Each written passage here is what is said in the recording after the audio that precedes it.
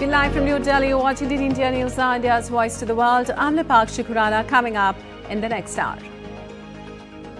North Korea fires ballistic missile as Blinken wades into South Korea crisis to encourage policy stability, holds talks with counterpart in Seoul.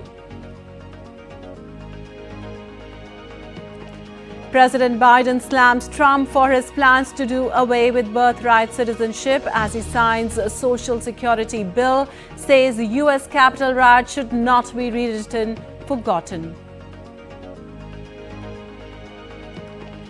Options may be shrinking for Canadian Prime Minister Justin Trudeau as AFP quotes newspaper reports to say he's likely to resign before Wednesday's key National Caucus meet.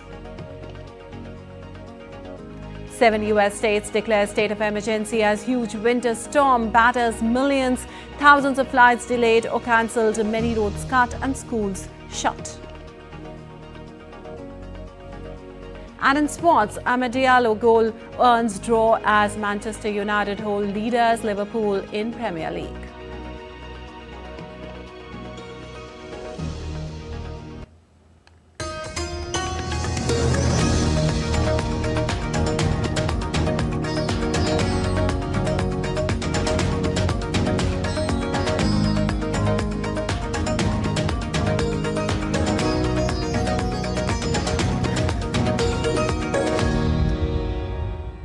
And on to the top story this hour. North Korea launched a ballistic missile on Monday towards the East Sea. According to South Korea's military, North Korea sent unknown ballistic missile towards East Sea, also known as the Sea of Japan. Japan's Coast Guard also said North Korea fired what could be a ballistic missile. In response, South Korea fired a ballistic missile into the sea in a show of force after Pyongyang's salvo of missile launches. The ballistic missile launch is Pyongyang's first this year and comes after its last in November, when a test fired what it said was its most advanced and powerful solid-fuel intercontinental ballistic missile.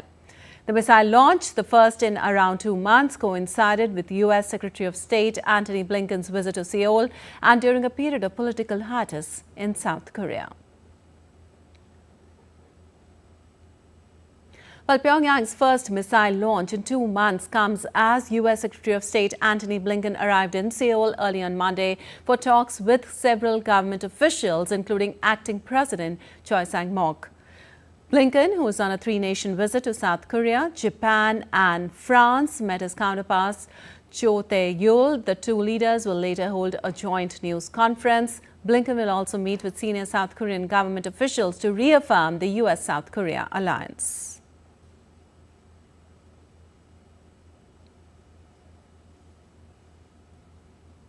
Meanwhile, South Korean investigators trying to arrest suspended President Yoon Suk-yeol have asked for an extension to the warrant that expires on Monday, with the embattled leader holed up in his residence surrounded by supporters. Investigators from the Corruption Investigation Office said they will ask for an extension to a warrant due to expire at the end of Monday. Deputy Director of the Corruption Investigation Office in a press briefing said the agency had asked for the police's help to detain Yoon because of the difficulties investigators had faced and would consult them on the timing of the warrant extension. Police have yet to accept the request. The impeached president has defiantly refused questioning 3 times before. A failed arrest attempt saw hundreds of his protective guards block investigators trying to detain him over a bungled martial law decree last month. And updates on Jeju plane crash now. South Korea's government has decided to extend the shutdown of the Muan International Airport, where a Jeju Air passenger jet had crashed, to January 14th.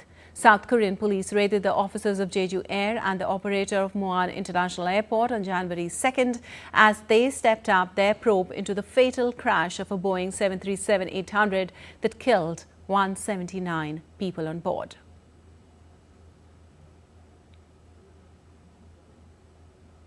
And moving on, Canadian Prime Minister Justin Trudeau is likely to announce his resignation this week as he faces mounting dissent within his Liberal Party. AFP has reported, quoting newspapers The Globe and Mail, citing 3 anonymous sources knowledgeable of internal party matters. The Globe said Trudeau's announcement could come as early as Monday. The announcement would likely come before a National Liberal Party caucus on Wednesday, according to the Globe's sources. Trudeau swept to power in 2015 and led the Liberals to 2 more ballot box victories in 2019 and 2021. But he now trails his main rival, Conservative Pierre Poilievre, by 20 points in public opinion polls.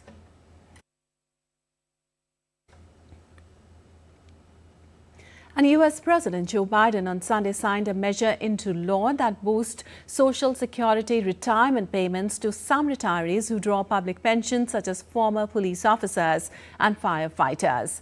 The Senate voted last month to approve the Social Security Fairness Act, which would repeal 2-decade-old provisions that can reduce benefits for people who also receive a pension. The House of Representatives had approved it earlier. The law overturns a decades-old change to the popular retirement program that had been made to limit federal benefits to some higher-earning workers with pensions. Over time, growing number of employees, such as postal workers, also saw their payments capped. Speaking to reporters at the White House after Biden said he thought it was awful that President-elect Donald Trump was trying to do away with birthright citizenship.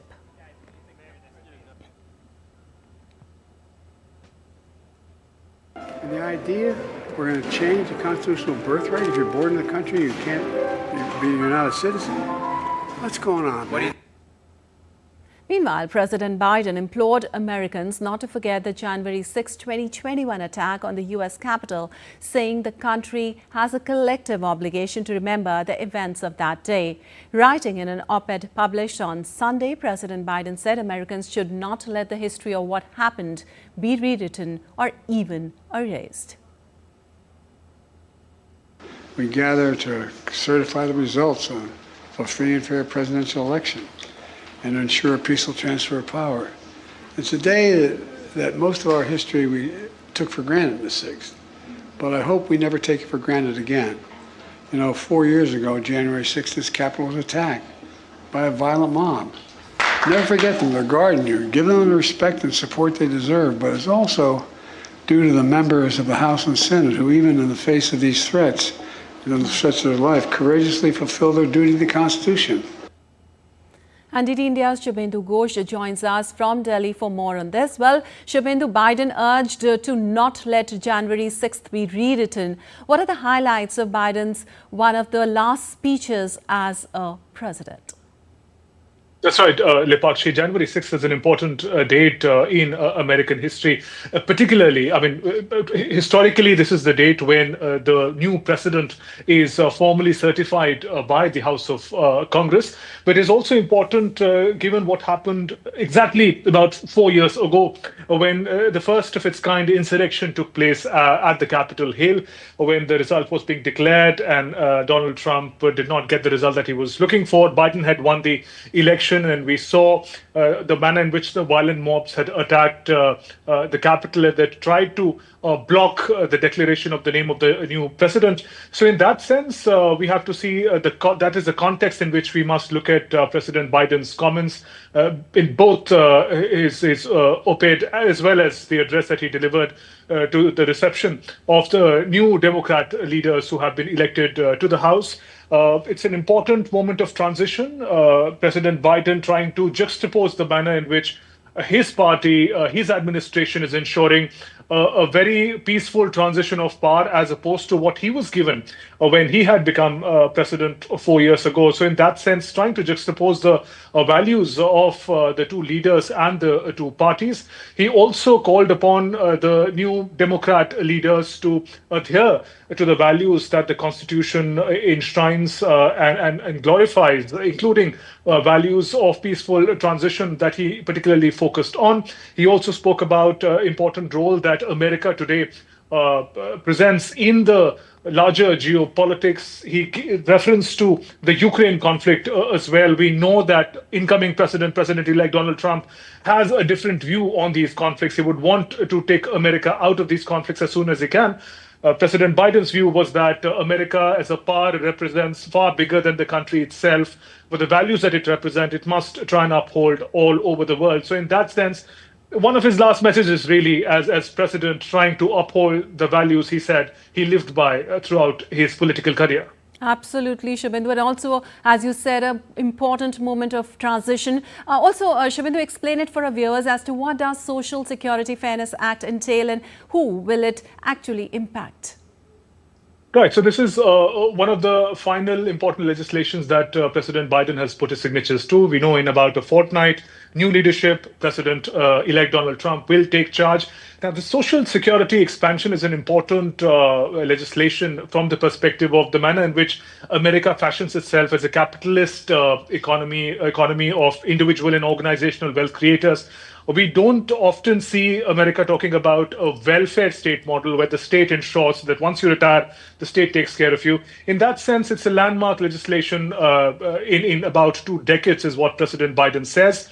It basically guarantees higher pension to a cross-section of federal workers, from school teachers to firefighters to police officers and others who operate in various services for the people. The idea, President Biden's word again, is that people who devote their lives, their careers to the service of the American society, the government then must ensure that once they retire, their social security, their economic security is taken care of. So through this legislation, there is going to be a significant increase in the pensions that a cross-section of these federal workers will draw. At an average, about $360 per month is the increase that these federal workers would be receiving. If you look at the kind of cost it will mean for the exchequer, for the government, it will be about in the range of about $200 billion in the next 10 years. But it's seen as an important step forward, especially for the working class, for the middle class. And President Biden also tried to give his own example that he comes from a middle class, and the manner in which the American Constitution Society helped him rise up the ladder of power and success. He would want the rest of the middle class to also have those opportunities. So in that sense, a targeted benefit for the middle class of America. Absolutely. Thank you so much, Shubhendu, for all those details. And exactly 4 years after Donald Trump's supporters stormed the U.S. Capitol, U.S. lawmakers will meet on Monday to certify his 2024 win.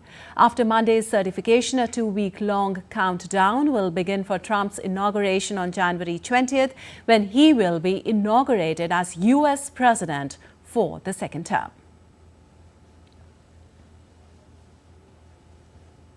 And still to come on DD India News Hour. Israel denies reports that Hamas forwarded list of hostages to be released in potential ceasefire deal. New York rolls out new congestion pricing toll for drivers to pay $9 during peak hours. And at the Golden Globes 2025, India content with double nominations with Payal Kabadia's All We Imagine as Light.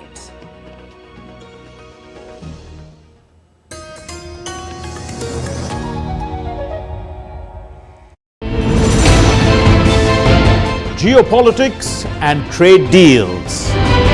Economic challenges amid development. Hard work and the path to prosperity. It's the economy, always.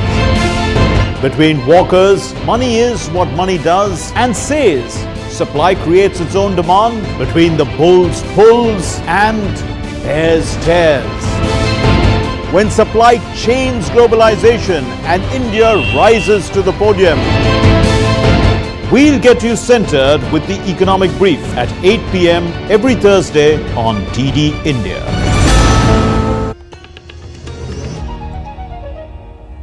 Welcome back. You're watching DD India News. I'm Lipakshi Khuranan. Moving on, Israel and Hamas argued on Sunday over the details of an agreement to halt fighting in the conflict-ravaged territory and bring hostages home.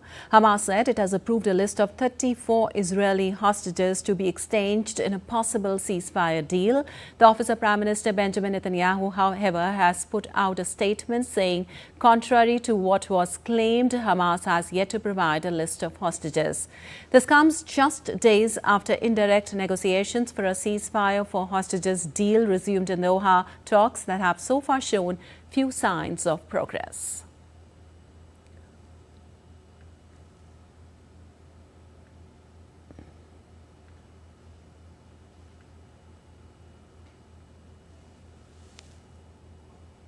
On Saturday, Hamas turned up the pressure on Israel at the negotiating table, releasing a video of 19-year-old hostage Liri al-Bagh.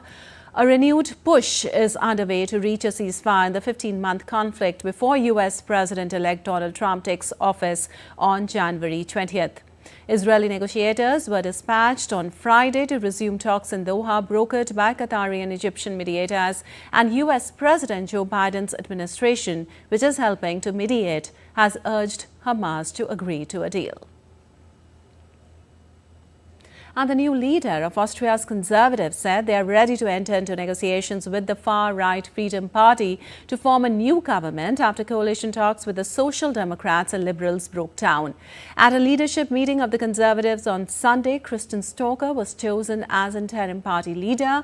Stocker said he had been authorized by his party to enter into coalition talks with the far-right if invited to do so.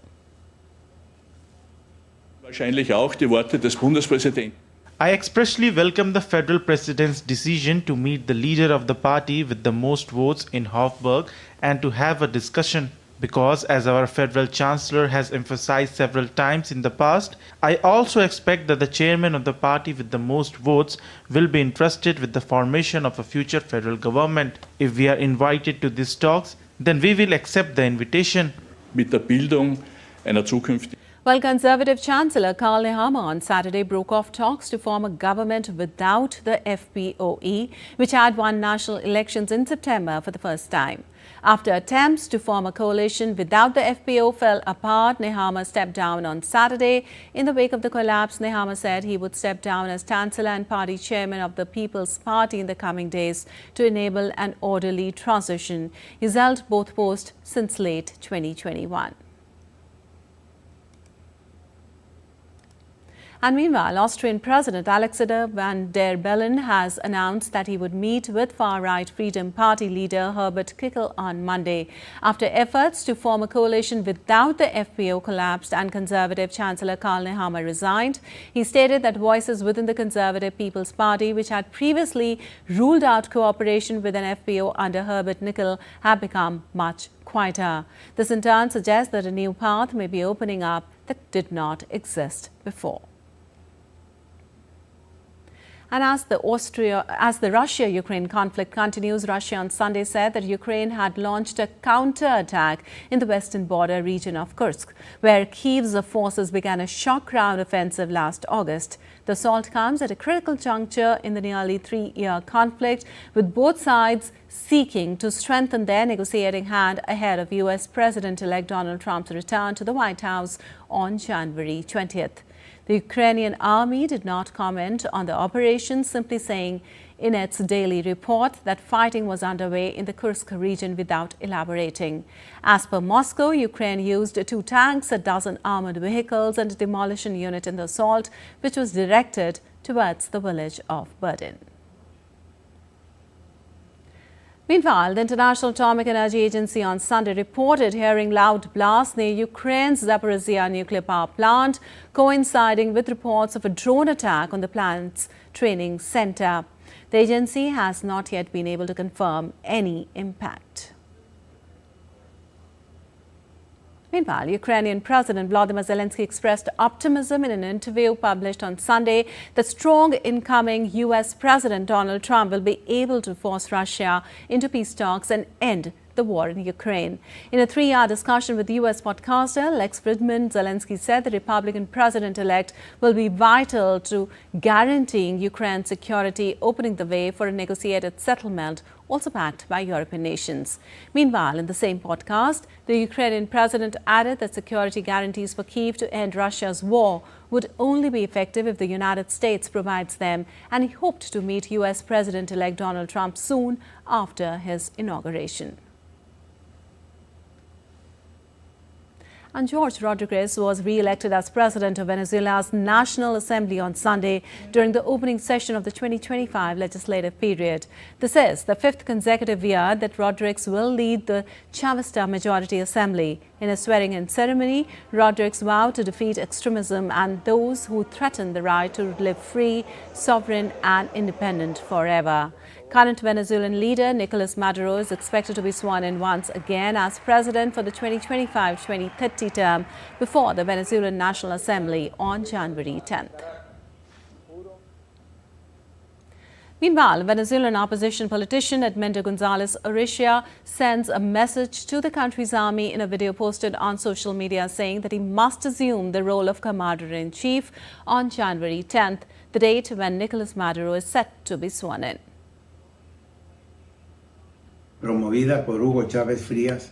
According to the 1999 constitution promoted by Hugo Chavez Frias on January 10, 1999, at the sovereign will of the Venezuelan people, I must assume the role of commander-in-chief. It is necessary to put an end to a leadership that has distorted the fundamental and moral principles of our armed forces. As of January 10, we must act with determination and unity to protect our Venezuela. Our mission is to restore the popular sovereignty manifested in the vote and to guarantee the peace of our nation. Well, New York City is now officially the first U.S. metro to implement a congestion pricing toll. Starting today, most drivers entering Manhattan's congestion zone will face a $9 toll. The landmark initiative is designed to reduce traffic congestion, improving air quality and raise funds for much-needed public transit upgrades. Here's what you need to know about how it works, who it affects and what it will cost. The tolling program, the first of its kind in the United States, will face its first big test with rush hour traffic entering the center of Manhattan. The new fees are intended to push more people to use trains and buses and raise billions of dollars to improve mass transit. Vehicles entering the congestion relief zone will be tolled based on factors such as vehicle type, time of day, and payment method. Well, I'm all in favor because we need to improve our subway system, bring it up to date, and also bring traffic under control and reduce pollution. It's the way to go. That's the future. Drivers will now pay $9 to access the busiest part of the city during peak hours. The cost to drivers depends on what time of the day it is, and if drivers have an easy pass, the electronic toll collection system that's used in many states. New York's temple of mass transit, it is day one of congestion pricing, and proof of how historic this is, you know, at midnight, not only was New York One leading with this story, but the BBC World Service led with the story that New York was the first city in the United States to adopt a congestion pricing scheme. So we're very proud of that. Jano Leiber, CEO of the Metropolitan Transit Authority, confirmed that the system has been operational since midnight. Leiber emphasized the project's goal of saving time for commuters. Leiber also addressed the need to work with Donald Trump, who has opposed congestion pricing. Donald Trump is a New Yorker. His office buildings, and he still owns a few, are filled with people who take mass transit, and I think he understands, being on Fifth Avenue, living on Fifth Avenue, 59th Street, what traffic is doing to our city. So I'm hopeful that, although there has been some rhetoric about this, that we will continue to work with the federal government and get through the change of administration. President-elect Donald Trump has vowed to kill the program when he takes office, but it's unclear if he will follow through.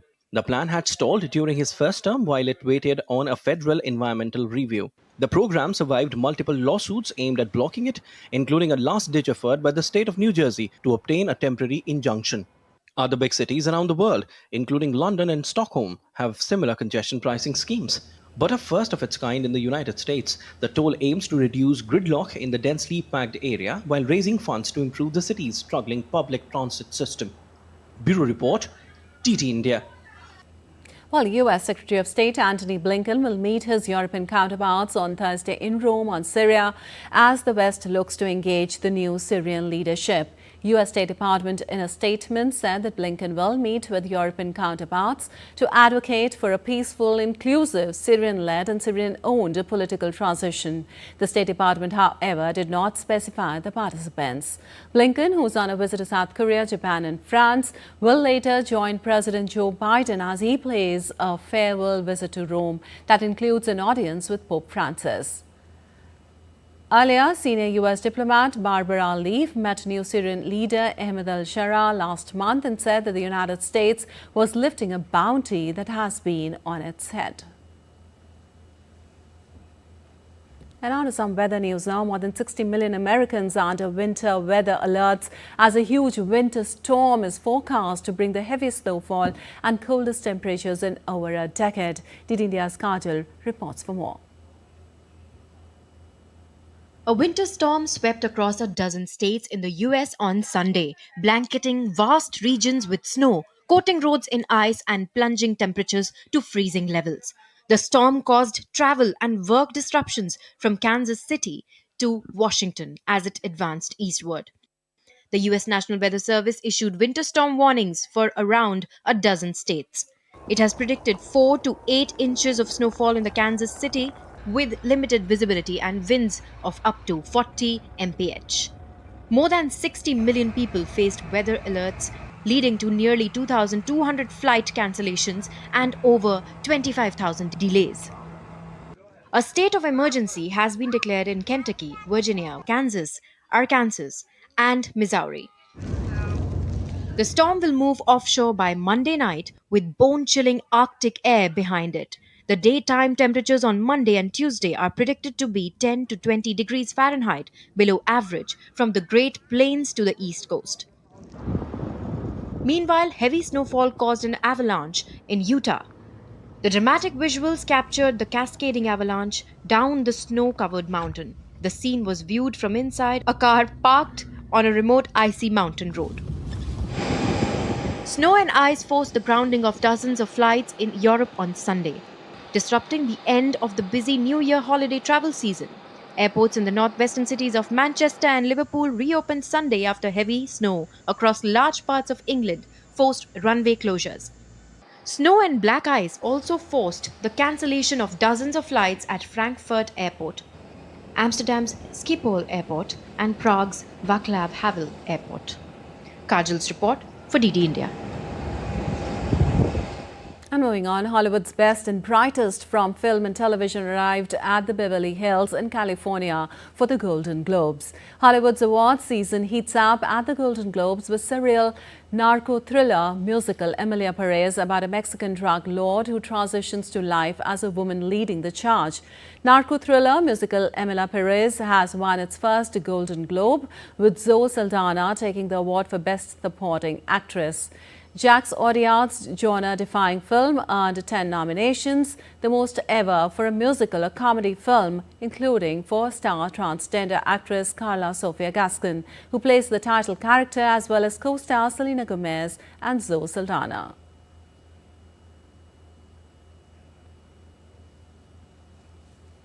And India's acclaimed film All We Imagine As Light did not secure wins in either of its nominated categories. Directed by Payal Kabadia, the film was in contention for Best Non-English Language Film and Best Director.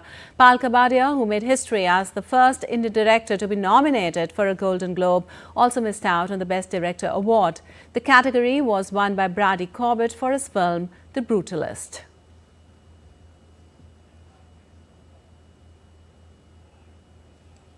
And still to come, DD India News Hour. US NSA Jake Sullivan in New Delhi on a two-day visit to hold talks on bilateral, regional and global issues. PM Modi to inaugurate key railway projects, boosting connectivity in Jammu and Kashmir, Telangana and eastern India. Anuti's tribal community celebrated its traditional New Year festival today.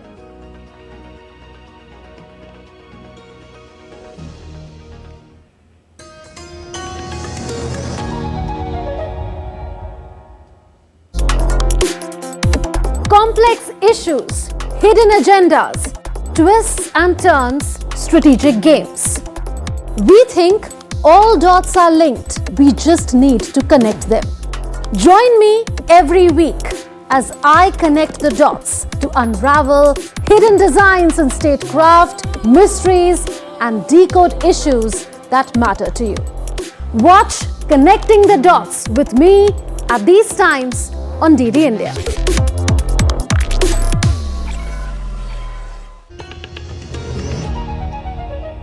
Welcome back. You're watching DD India News. I'm Lipakshi Khurana, and time now for a quick recap of the headlines. North Korea fires ballistic missile as Blinken wades into South Korea crisis to encourage policy stability, holds talks with counterpart in Seoul. President Biden slammed Trump for his plans to do away with birthright citizenship as he signs a social security bill, says U.S. Capitol riot should not be rewritten, forgotten. Options may be shrinking for Canadian Prime Minister Justin Trudeau as AFP quotes newspaper reports to say he's likely to resign before Wednesday's key national caucus meet. 7 U.S. states declare state of emergency as huge winter storm batters millions, thousands of flights delayed or cancelled, many roads cut and schools shut. And in sports, Amadiallo goal earns a draw as Manchester United hold leader as Liverpool in Premier League.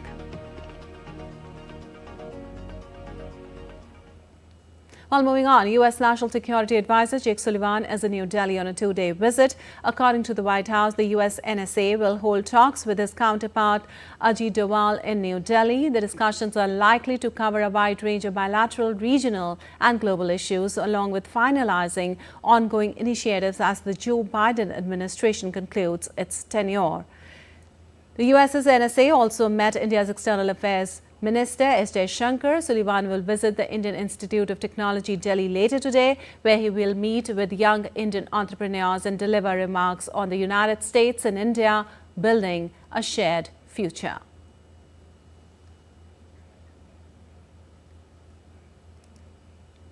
And in India's Jessica Taneja joins us for more on this. Well, Jessica, Jake Sullivan's visit to New Delhi comes at a time when the Biden administration is nearing its conclusion. What specific initiatives and agreements are expected to be finalized during these discussions, and how will they shape U.S.-India relations going forward, especially with the growing geopolitical tensions in the Indo-Pacific? Well, that's correct. And National Security Advisor Jake Sullivan is in New Delhi and is expected, of course, also to meet with the entrepreneurs at the Indian Institute of Technology, as you pointed out. But a major part of his visit would also want to focus on the bipartisan support that successive administrations of the United States have been giving India, and that mutual relationship that has grown over the years from a strategic comprehensive partnership to much more than just technology and information sharing. India is central to the United States Indo-Pacific strategy, something that came into effect with Joe Biden's administration a few years ago. And Jake Sullivan was, of course, a huge part of it.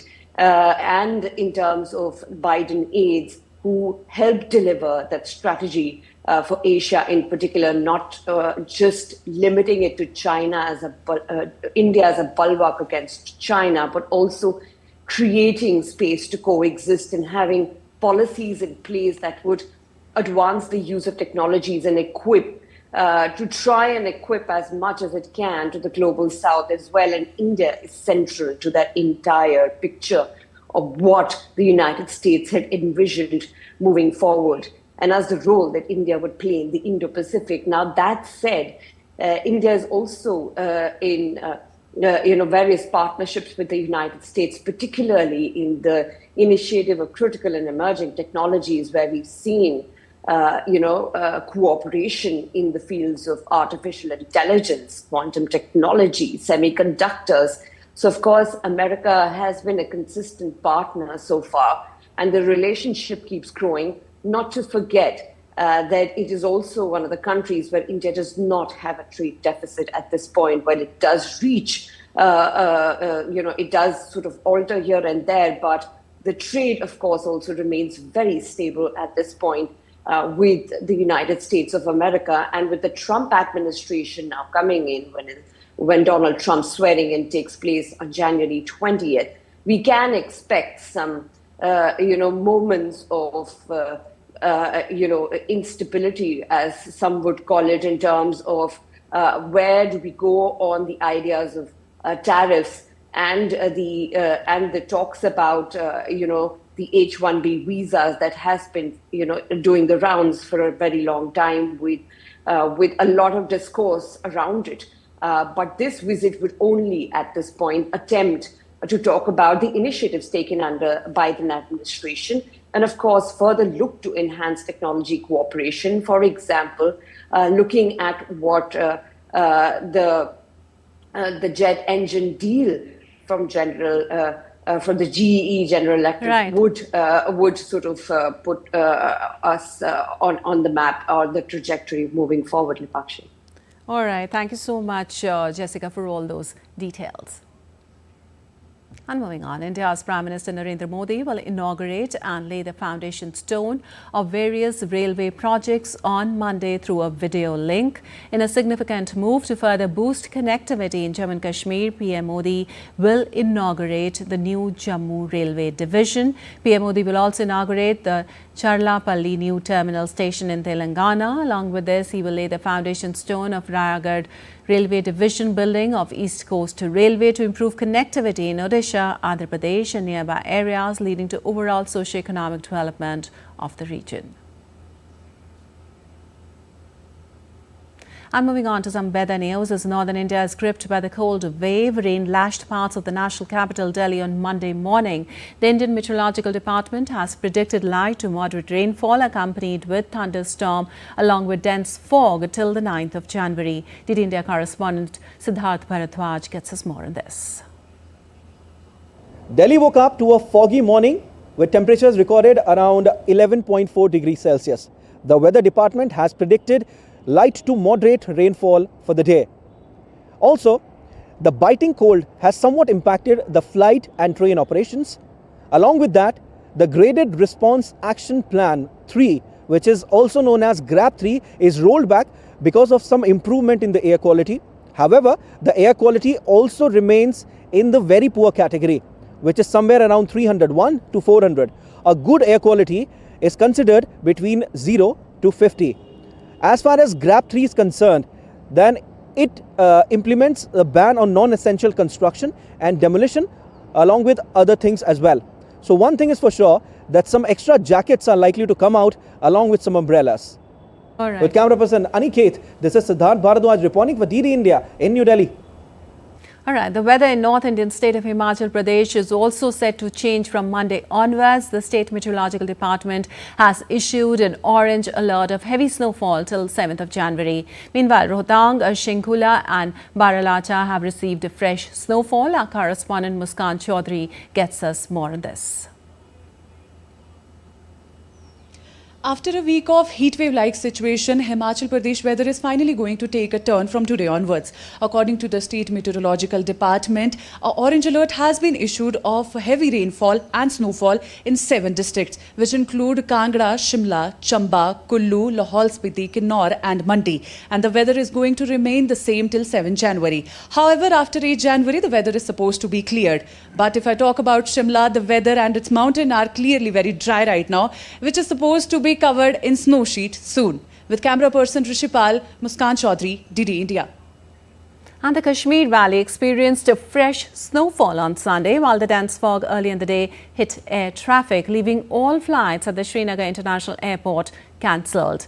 An orange alert was issued predicting widespread snowfall and heavy snow expected at isolated locations in the valley. In addition to the high reaches of Kashmir, snowfall was also experienced in Gulmarg, Kokarnag, Pahalgaon, Srinagar, Kupwara, Baramulla, Sonmarg and some other areas. The Indian Meteorological Department had issued an orange alert predicting widespread snowfall with heavy snow expected at isolated locations. A moderate to strong western disturbance affected J&K with light to moderate snowfall across most areas. At the same time, Kashmir continues to shiver under cold waves condition. And in India, Shabir Dar joins us from Srinagar on the weather there. Well, Shabir, heavy snowfall has been predicted in the area, with yesterday also experiencing snowfall. How is the weather right now? Yeah, the fresh snowfall yesterday on Sunday across Kashmir, particularly in the higher reaches, has brought the temperature plummeting down.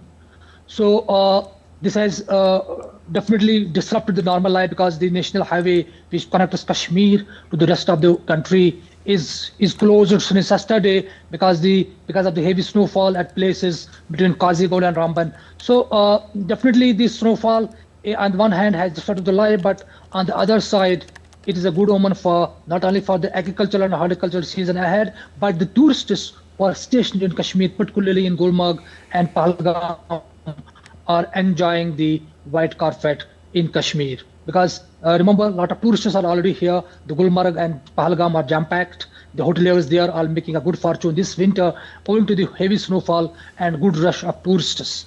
But the Met Department has predicted that there will be a heavy to moderate to heavy snowfall till tomorrow, that is January 7. So yesterday on Sunday we received some snowfall. It got some disruption. The air traffic was disrupted, but fortunately, as we speak, this time some flights have taken off and landed in Srinagar Airport. That means the air transport has resumed in Srinagar International Airport. Right, Shabir, as you said, all flights at the Srinagar International Airport were cancelled yesterday. What are the difficulties being faced by the tourists because of this, and what are the difficulties being faced by the locals because of the heavy snowfall and the dip in the temperatures? Yeah, for the locals, the difficulty is for them to reach to the higher, reach particularly the Gulmarg and Pahalgam because of the slippery road conditions, and traffic police and traffic department has issued some advisories asking tourists to be updated and follow the SOPs while going towards the tourist places and other higher reaches in Kashmir.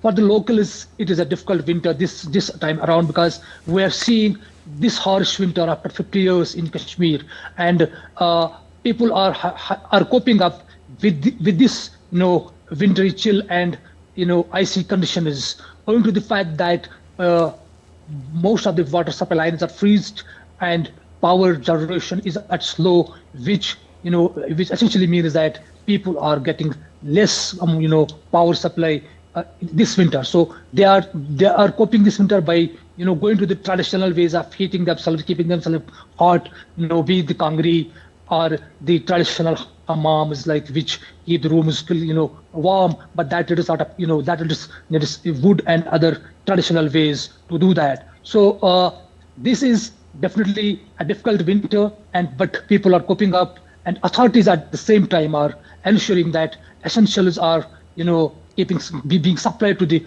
far off places, and people are given supplies and essentials so that difficulties are minimized. All right, Shabir, thank you so much for those details, and you take good care of yourself as you are out there in the cold. And moving on, with the Mahakumbh set to begin next week, authorities have put in place a set of security measures, including automatic number plate recognition technology, as millions of people are expected to throng the holy city of Prayagraj. The Mahakumbh is being celebrated after 12 years, and a huge turnout of devotees is expected in Prayagraj from January 13th to February 26th. Well, with the deployment of thousands of AI-powered CCTVs, underwater drones and state-of-the-art facilities for visitors and devotees, the state government and administration are ready for the Grand Mela. The AI-powered Lost and Found Center will help lost pilgrims reconnect with their families and friends. Also, in view of the safety of the devotees in Mahakumbh, a large number of Jal police or water police personnel have been deployed in the Ganga and Yamuna rivers. These personnel have also been equipped with advanced equipment like underwater drones and sonar systems. 4 water ambulances will be ready for emergency situations and are capable of providing immediate relief. Jal police has so far deployed 2,500 personnel for the security of devotees.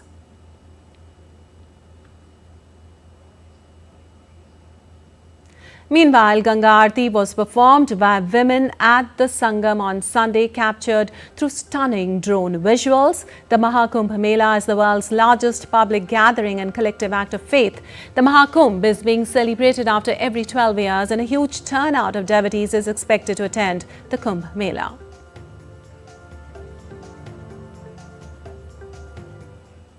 Well, thousands of devotees across the world celebrate the 358th birth anniversary of Guru Gobind Singh, the 10th Sikh Guru and one of the most revered leaders of Sikhism. Guru Gobind Singh Ji was a spiritual visionary whose teachings and actions underscore the importance of unity, tolerance and respect for diversity, values that resonate deeply in today's world. The auspicious day is observed with prayers, kirtans and teachings that honor his life and legacy.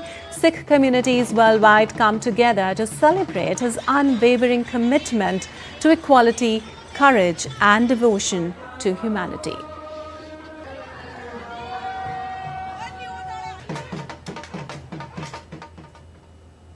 And still to come on DD India News Hour. Egypt to receive $1.2 billion disbursement from IMF as part of its program.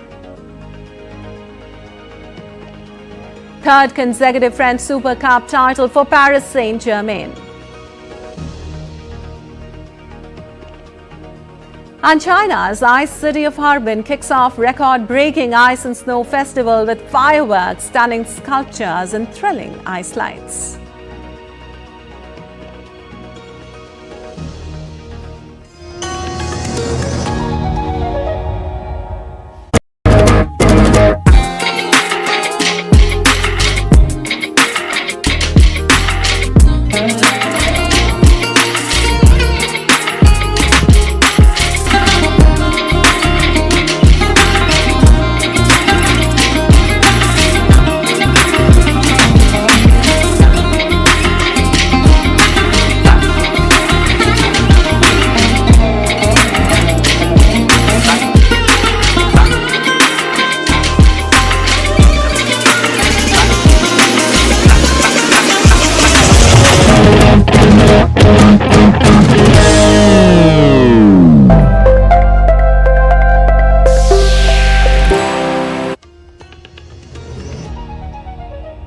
Welcome back. You're watching DD India News. I'm Lipakshi Kuran, and on to some business news now. Egypt is expected to receive a $1.2 billion disbursement from the International Monetary Fund this month as part of an $8 billion program with the international lender. Last month, the IMF said it reached a staff-level agreement with Egypt on the 4th review of the 46-month extended fund facility arrangement, potentially unlocking the $1.2 billion disbursement. While it is targeting about $3 billion in the remainder of the current fiscal year, Egypt, grappling with high inflation and shortages of foreign currency, agreed to the expanded IMF program in March. A sharp decline in Suez Canal revenue caused by regional tensions over the last year compounded its economic woes. And South Korean shares opened slightly up on Monday as the country's finance minister, who was recently appointed as acting president, remained committed to stabilizing the country's financial markets. The benchmark Kospi was up by 8.64 points as of 0051 GMT. The acting president, Choi Sang-mok, has ordered financial agencies to deploy market stabilizing measures swiftly and boldly if volatility heightens, and said he would continue to hold financial leaders meetings every week to review market conditions. Impeached President Yoon Suk-yeol's short-lived declaration of martial law last month sent South Korea into political chaos.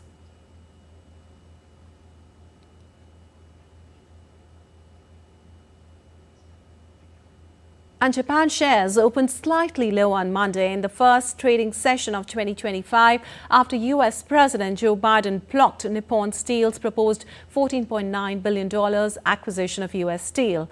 The benchmark Nikkei 225 shed 1.25% by the midday break after opening 0.13% higher. Shares in Nippon Steel fell only slightly on Monday in their first trading since Biden's announcement. Nippon Steel shares were down by 0.5% at 3,165 yen by midday Monday, compared with a 1% fall in broader Topix index. Nippon Steel may file a lawsuit against the U.S. government challenging the procedures behind the decision, Japan's Nikkei Business Daily reported on Saturday. Well, you're watching TT India News. Our time now for some sports news. Manchester United rally to snap a 4-game losing streak and halt Liverpool's romp towards the Premier League title in a thrilling 2-2 draw at Anfield on Sunday. It looked as though Ruben Amorim's United would go home empty-handed despite a vastly improved display, but Amad Diallo struck a late equaliser in the 80th minute to earn his side a point. After Diallo's leveller had both sides chances to win in a frantic finale. Liverpool now have 46 points after 19 games, 6 more than Arsenal, while United moved up a place to 13th with 23 points. And Paris Saint-Germain lifted the French Super Cup trophy on Sunday for the third consecutive season, defeating AS Monaco 1-0 in the title clash. A stoppage time goal by forward Ousmane Dembélé helped PSG edge out AS Monaco in a thrilling clash. PSG had 27 chances, 9 of them on target, without breaking the deadlock before Fabian Ruiz sent a neat pass across the face of the goal for Dembélé to net inside the far post.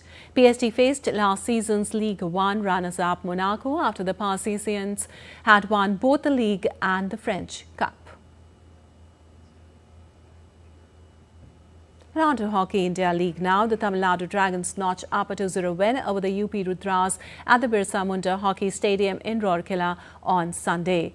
Abraham Sudev and Thomas Sosbai found the net for the Dragons, who climbed up to the third spot in the points table after this win. After 2 draws and 1 penalty shootout victory, this was the Dragons' first outright win of the league. The Rudras, meanwhile, suffered their first defeat of the season. Also, South Korea enforced the follow-on after they bowled out Pakistan for 194 runs to take a first innings lead of 421 runs on the third day of the second test at Newlands on Sunday. Pakistan collapsed after a 4th wicket partnership of 98 between Babar Azam and Mohammad Rizwan. Pakistan were without injured opening batsman Saeem Ayub, and there was minimal resistance from the rest of the batsmen. However, in the second innings, Pakistan started strongly. Openers Shan Masood slammed a century and added over 200 runs with Babar Azam for the opening wicket. Babar Azam was dismissed for 81 runs. Pakistan were 213 runs for the loss of 1 wicket at stumps, still trailing by 208 runs. And in tennis, the United States of America lifted the United Cup title after beating Poland 2-0 in the final on Sunday. Both Coco Gauff and Taylor Fritz emerged victorious in their single matches. Fritz defeated Herbert Hurkacz after Coco Gauff outclassed Iga Swiatek in Sydney. Gauff eased past Swiatek with a scoreline of 6-4, 6-4, while Fritz had to work hard against his opponent in a tightly contested encounter. With this triumph, the USA has claimed its second United Cup title in 3 years. And India's 1-3 defeat in the Border Gavaskar Trophy 2024-25 against Australia raised many questions. The series began with hope after India's stunning win in the first test in Perth, but defeats in Adelaide, Melbourne and Sydney saw the team fall short against the Australian team. Here's a breakdown of what went wrong with Rohit Sharma's men. Struggles of Rohit Sharma and Virat Kohli. India's 2 senior batters, Rohit Sharma and Virat Kohli, failed to deliver consistently. Rohit, who missed the first test, managed only 31 runs across 3 matches. His lack of form forced him to step aside for the 5th test match, giving Shubman Gill a chance. Kohli started well with a century in Perth but couldn't maintain that momentum. He failed to convert starts into big scores, leaving a gap in the batting order. Without a major contribution from the top order, India struggled to set competitive totals. missing a strong third seamer. Jasprit Bumrah led the pace attack with impressive performances, ending as series' top wicket taker. Mohammad Siraj also bowled well, picking up 20 wickets in 5 matches. However, the absence of a reliable third seamer hurt India's chances. The inability to sustain pressure and allowed Australia's batter to recover and post big scores. This lack of depth in the pace attack exposed a glaring weakness in India's bowling unit. Lack of aggression. India's hallmark fighting spirit seemed to waver at crucial moments. Their batting lacked intent and fielding errors added to their ooze. The team struggled to match Australia's intensity both in the body language and strategy. Without aggression, India lost momentum at critical stages, making it harder to bounce back. Scott Boland's impact. Scott Boland emerged as a surprise package for Australia. His pace and accuracy rattled India's batting lineup. While the team focused on countering Mitchell Starc and Pat Cummins, Boland exploited their lack of preparation. His 10-wicket haul in the final test in Sydney sealed India's fate as he consistently delivered in key moments. And China's ice city of Harbin opened its annual Ice and Snow Festival on Sunday with fireworks, colourful and shimmering ice castles and sculptures and thrilling super ice slides. Fireworks lit up the frozen wonderland with massive ice sculptures. Take a look.